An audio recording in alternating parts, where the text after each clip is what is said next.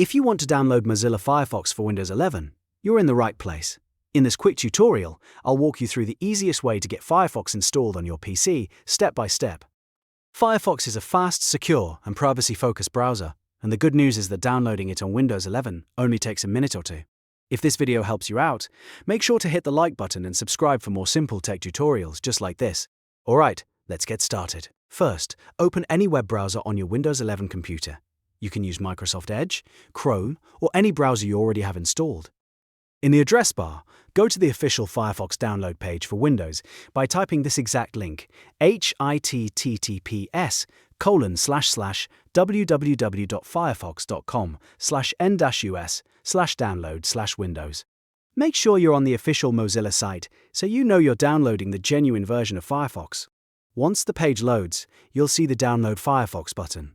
Go ahead and click that button. Your browser will now begin downloading the Firefox installer file. Depending on your browser, the file may appear at the bottom of the window, in the Downloads bar, or inside your Downloads folder. The file is usually called something like firefoxinstaller.exe.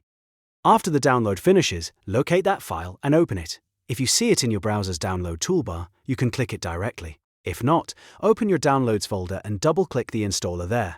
Windows may now show a user account control prompt asking if you want to allow this app to make changes to your device. This is completely normal during software installation. Just click Yes to continue.